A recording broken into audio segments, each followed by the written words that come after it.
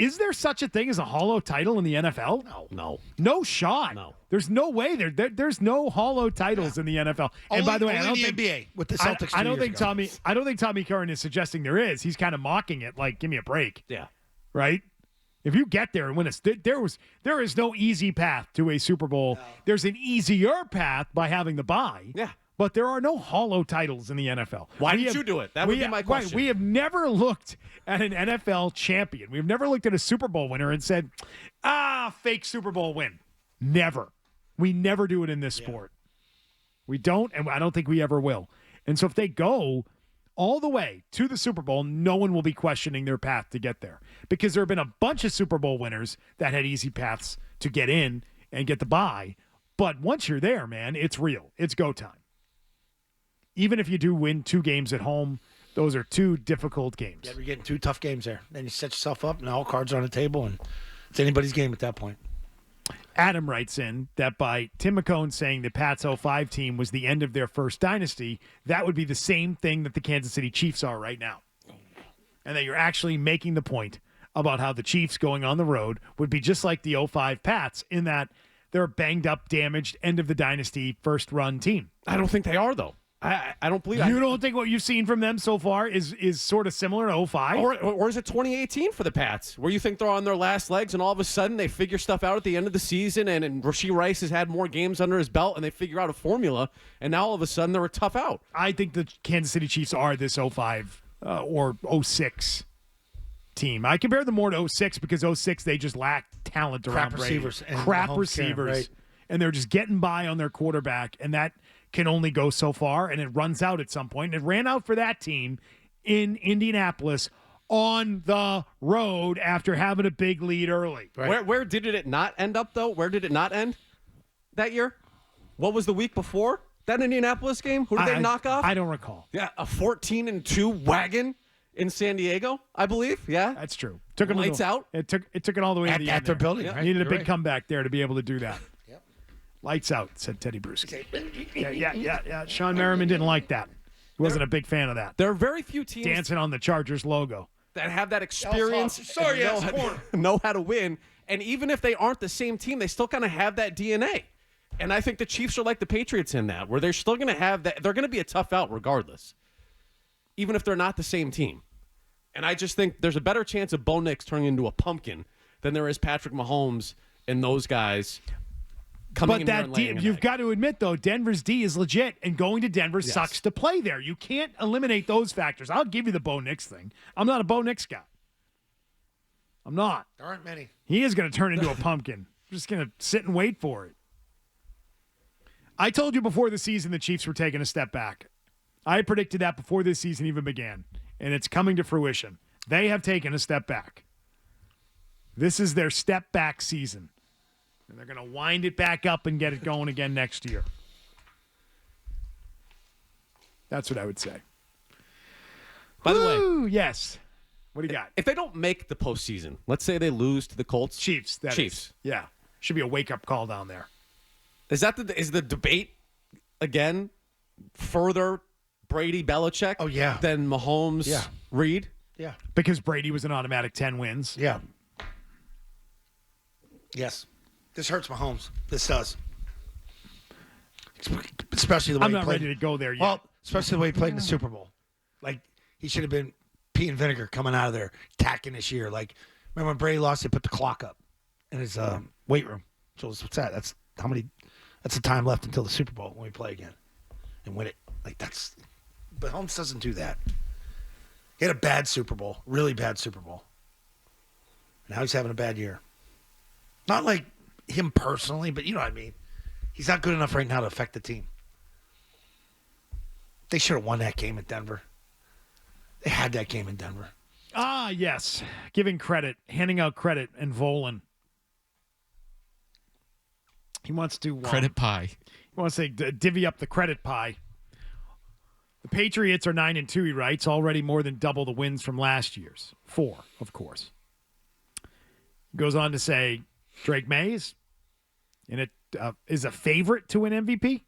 Is he the favorite odds-wise right now? Right now, yes. He's Is he? Wow, I didn't even know that. Yeah. Mike Vrabel, fired by the Titans 2 years ago, is the favorite to win Coach of the Year. And owner Robert Kraft has had the Midas touch with every move this past offseason turning to gold. He says the season has to be especially gratifying for two people who took more than their share of grief the last few years. Offensive coordinator Josh McDaniels and Elliott Wolf, the executive vice president of player personnel. He writes, neither has been too popular with fans and media. Quote, why did Gerard Mayo lose his job but Elliott Wolf kept his? A certain Globe writer questioned in January after the Patriots floundered to their second straight 4-13 year.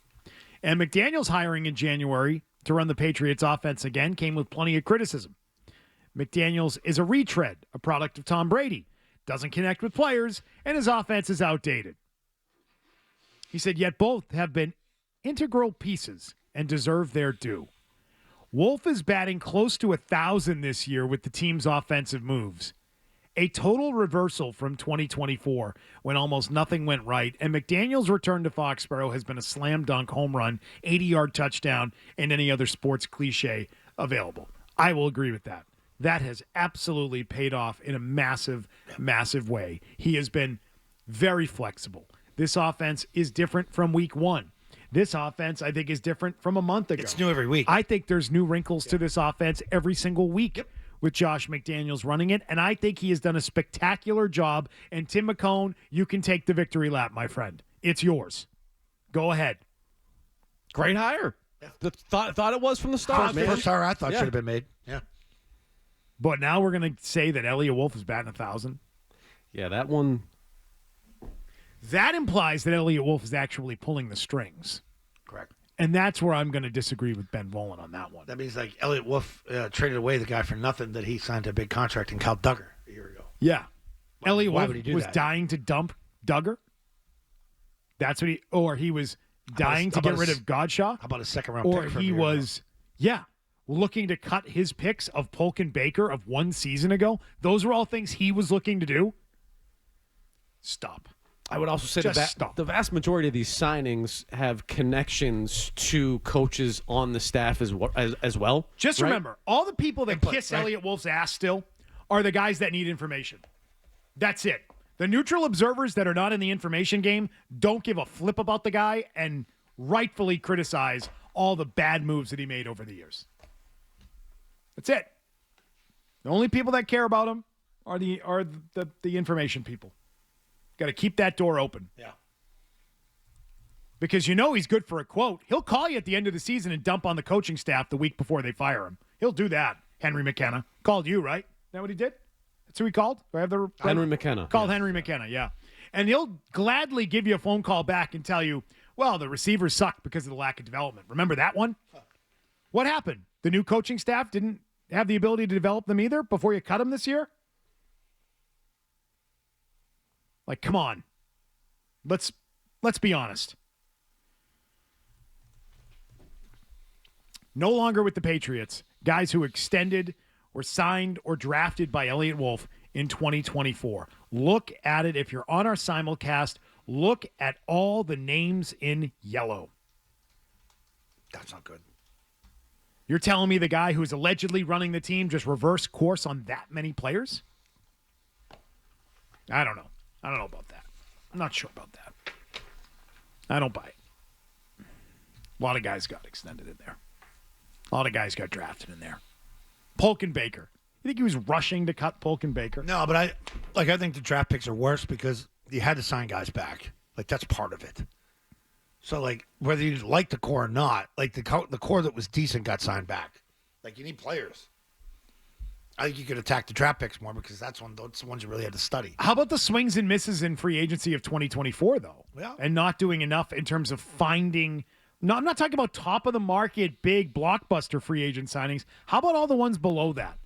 How about all the ones in the middle of the pack? Yeah. Or the lower end free agent signings? When you told us that Chuks Okorafor was going to play left tackle for this team, he quit football after 5 minutes, and then he came back. He quit the Patriots a year ago, but is sticking with the New York Jets this year. That guy's good. He's sticking with it. I saw him with my own two eyes last Thursday. How come you took the picture? I thought I did. I got rubbed up, my eyes. I got up close and personal. I got a good one for you guys. I said, look, he's still playing football.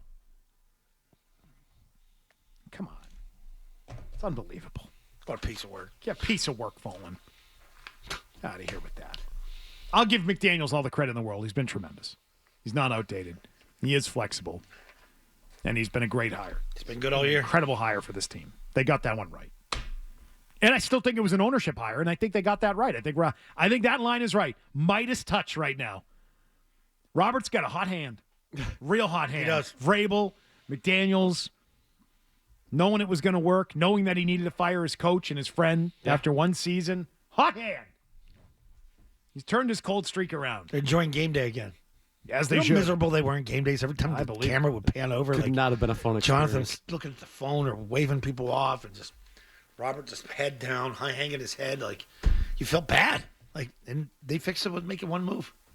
Coaching staff out. And I would say this level of success brings everybody together. So even if it was a arranged marriage, now it's like, well, yeah, we were the arranged marriage, but turns out we really love one another. I told you guys we were a good match. We were a good match. Yeah.